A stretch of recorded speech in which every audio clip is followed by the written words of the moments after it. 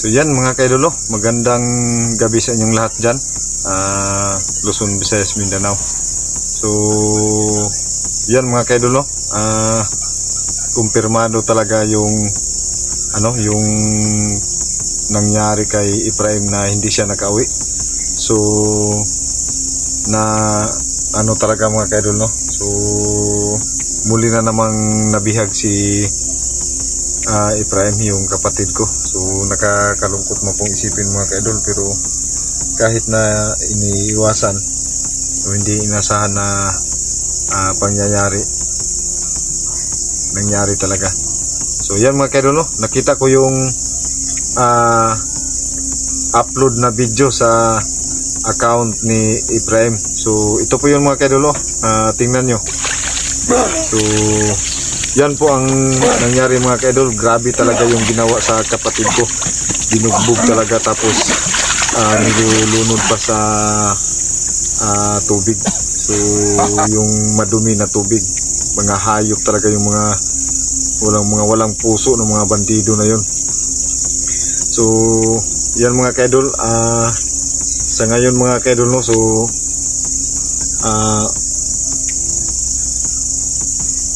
gabi na dito, so kailangan ko rin pong magbantay dito mga kaidol. Hindi na rin ako dapat pang kumpiyansa pa dito kasi nila tong tinitirahan ko. So alam naman po niyo mga kaidol na may mga anak ako dito, so kailangan kong magbantay sa palibot o sa paligid kasi hindi talaga kami tinitigilan mga kaidol. No, grabe talaga yung mga taong yun, kahit na nahimik na kami. Well, hindi na nga kami nakapag-upload, hindi na nga kami nakapag-explore, hindi nga kami gumugulo sa kanila, pero gumawa pa rin sila ng hakbang para may makuha sa amin. So yung pag-iingat talaga namin mga kaidol ay ginawa talaga namin, pero may pagkakataon talaga na hindi inasahan na mangyayari. So bilang kapatid mga kaidol, no, bilang nakakatandang kapatid ni Ephraim, gagawa rin po ako ng hakbang mga kaidol. So susubukan kong humingi ng tulong sa mga kasamahan ko para sa paghahanap kay Ephraim mga kaidol, no. So sana po makita po itong video na ginawa ko. Sana makita po ng mga kasamahan ko mga kaidol, no, na ako po ay humihingi ng tulong sa aking mga kasamahan na hanapin natin si Ephraim kasi nabihag na naman po siya ng bandido. So ayan, sa aking kasamahan na kay Caps TV, so Kuya Caps, sa pagkakataon na to, alam ko na hindi mo pa kayang mag-explore o kaya maghanap sa aking kapatid. So maiintindihan kita Caps TV kung hindi ka makatulong sa amin sa paghahanap kay Ephraim. So sana makita mo tong video na to, na ikaw rin mag-iingat ka dyan, dahil nakita ko yung buong video na na-upload ng bandido sa channel ni Ephraim ay uubusin daw tayong mga vlogger. So kaya mag-iingat ka Kuya Caps, tsaka pati mga anak mo, isipti mo, tsaka pamilya mo, pag-ingatan mo silang mabuti dahil tayo daw ang isusunod ng mga bandido. So andun pa pala si Rigor at saka si Bulhog, may tinatawag pa sila na Supremo. So hindi natin alam kung sino yun. So pati kay kay Ranel Adventure, sana po tulungan nyo ako sa paghahanap kay Ephraim, at gawin nyo rin po yung safety na para mas mailigtas yung pamilya mo, pati mga anak mo, Ranel Adventure, dahil tayo rin po daw yung isusunod. At aasahan ko po yung tulong nyo na sana matulungan nyo po ako sa kapatid ko sa paghahanap, na sana walang mangyari, mahanap natin siya. Pati kay kay Elmer Adventure, sana makita mo rin po itong video na to, na ako po ay nananawagan po sa inyo, humingi ng tulong para may makasama po ako sa paghahanap kay Ephraim TV, sa kapatid ko po.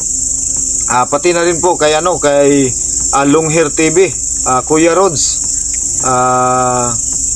Sana matulungan niyo po ako sa paghahanap ni Ephraim, no, kasi nabihag na naman po siya ng mga bandido. So sa lahat po ng mga sumusuporta sa amin, hindi naman po sa hindi kami nag-iingat, nag-iingat naman po kami, pero may mga bagay talaga, may mga panahon na hindi mo hawak lahat ng panahon. So may mga nangyayari na hindi mo inasahan, na pilit mong iniwasan. Kaya pasensya na po talaga mga kaidol, no. Pero hindi kami magpapabaya mga kaidol, no. Pag makausap ko yung mga kasamahan ko, kaya papayag sila, babalik kami o magbabalik explore po kami sa dahil hanapin namin si Ephraim kahit sa kahit saang sulok ng gubat, hanapin namin si Ephraim. Pero mas try naming pasukin yung area na yun mga kaidol, kasi parang ko yung area na yun, parang kabisado ko yung area, na parang may naanuhan ako na area mga kaidol, kasi basta may ako dun. So yan, sana makagawa kami ng habang kasama ng aking mga kasama, kasama yung mga dating commander na pinabago ni 69 na natulungan niya. So gagawa talaga kami ng hakbang, no. So sana naman po hindi kayo sa amin na para maibabas na hindi nag-iingat naman po kami talaga mga kaidol. Hindi na nga kami umi-explore, hindi na kami nag-explore, nagpo-focus na lang po sana kami sa paghahanap buhay. Ang kaso lang po ay parang pinalamig lang po muna kami, no, para maging parang isipin nila maging kampante kami. Kaya tinambangan si Ephraim, nakuha ng mga bando. Grabe ang hirap ng sinapit ni Ephraim sa mga kamay ng mga bandido sa ngayon mga kaidol. Isang video yung na-upload ng bandido, pero tignan nyo yung video. So tingnan nyo mga kaidol yung video ni Ephraim, na ang hirap ng dinanas niya. So grabe talaga yung mga kaidol, no? Pilitin mo magbago na hindi na bumalik sa ganong exploration, pero hindi talaga inasahan na nangyari sa buhay ng tao. So sana po maintindihan nyo po yung sitwasyon. Pasensya na po talaga mga kaidol. Naintindihan po namin kung ano-ano yung mga reaction nyo na pwede nyong maisabi. Pwede naman po kayong mag-comment doon sa comment section po mga kaidol, para naman po mabasa ko po yung nyo, para maging guidance ko na rin po kung ano talaga yung dapat namin gawin, para dagdag na rin po sa kaalaman namin kung ano ang hakbang namin, ano ang susunod naming hakbang para sa kay Ephraim. Kasi talaga, so ganun talaga mga kaidol ang ng tao, no. So kahit malalim, gabi na po ito mga kaidol, siguro na po muna ako dito, magbantay-bantay sa paligid, kasi hindi natin so hindi tayo dapat maging kampante ngayon. O sa lahat ng mga vlogger na kasamahan ko, mag-iingat kayo kung saan man kayo patungo. Dapat maging alerte kayo, o dapat maging handa kayo sa anumang oras. So ayan, sa lahat ng sumusuporta, maraming salamat. Uulitin ko, maraming salamat talaga mga kaidol, no, sa inyong patuloy na susupport sa amin, panonood ng aming video mula noon hanggang ngayon. So thank you so much mga kaidol, no.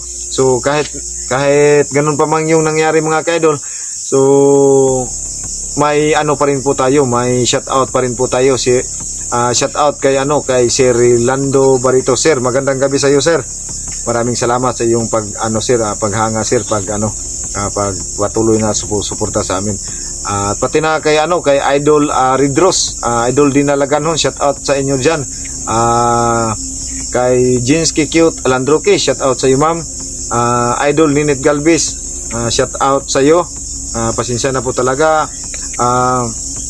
Salvi Malo, shout out, no. Nur Usman, shout out. Muna Mendoza, shout out. Erlinda Balatukan, Saidam Jacob, Jing Rosales, Mami Sky, Makilin, Adinlin, Niptitagi, shout out sa inyo. Im Vlog, shout out. Joymit, shout out sa inyo, no.